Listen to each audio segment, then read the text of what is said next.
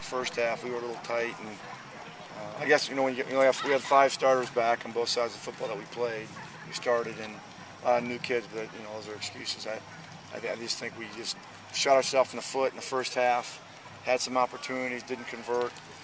Had penalties, bad snaps, whatever. Turned the ball over, and then play with a tired defense. That's what happens when you can't sustain drives, and our drives were pretty good early in the game, but we just couldn't get any points out of it.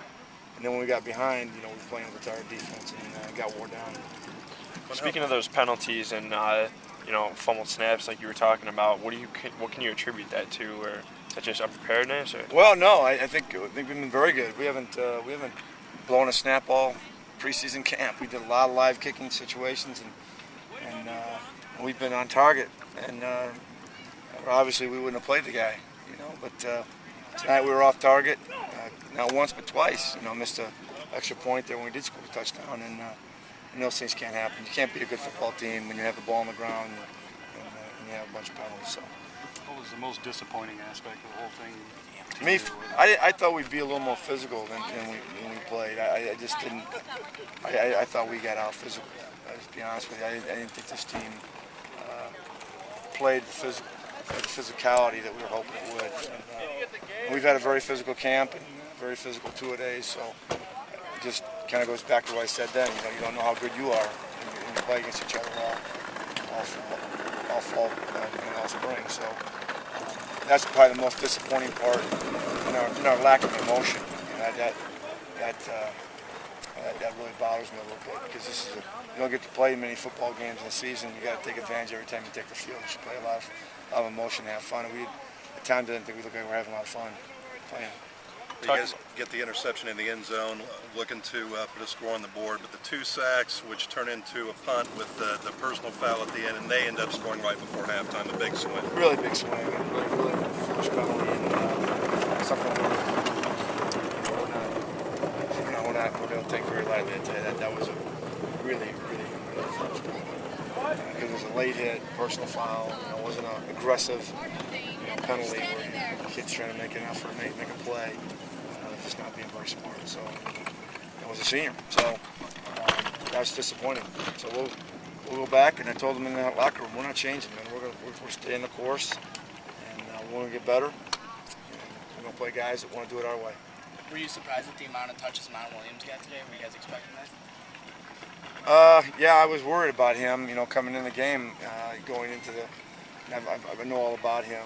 Through the recruiting processes when I was at Purdue, I know all about him. He's a great player, and he's a good. They did what they had to do to keep the clock alive. He ran the clock, and it became a time possession game there towards the end, and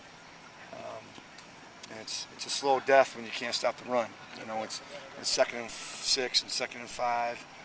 It's a tough way to play defense. You're really not giving yourself much of a chance. And that goes back to the first half. Your defense is tired because what happened in the first half. You had stalled drives, you had turnover, you had a bad snap, and all of a sudden your defense is out there quite a bit, and they get wore down. So, we just got to be a better football team. We'll go back to the drawing board tomorrow and get them better. Was the short passing game dictated by how much pressure they were bringing, or was that the plan? Well, we have a really good controlled passing game, and I thought Drew ran that part of it very, very well. We had some shots called. We had one here in the second half, and he had dropped the ball. We had a couple shot in the first half. We missed it. We didn't see it, and we dumped the ball. But that's in this offense, that's how you can control the clock as well. We couldn't get our running game going. We're playing with 3 new guys inside, and we just didn't seem to be able to move their front very well. I didn't think. This offense you can run the football, and we've been very good in training camp, but obviously we're not good enough. Any word on Cody White?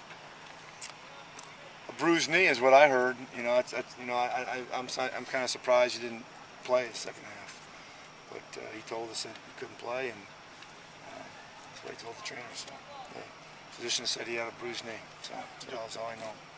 Doesn't appear to be any. Doesn't appear to be ligament damage or anything. But you never know. You don't know on those things. So we'll have to. Obviously, he knows better than we do. So we'll probably X-ray him MRI tomorrow and see where he's at. And that was disappointing to see him come out of the game. But I thought that Casey Klein came in and played very well. He's a very competitive kid. Now that's all said and done, how was it playing against Coach Spoo? It was fun. You know, I wish we would have been more competitive in the fourth quarter and second half. But it was very, you know, it was good seeing him. Last time we played, we were at Purdue, and we did pretty good over there, and he wasn't feeling well yet, and he looked a lot better tonight. And I hope he looks like he's got a few more years left in him, and I hope he keeps coaching because he's a hell of a coach. All right, sounds good.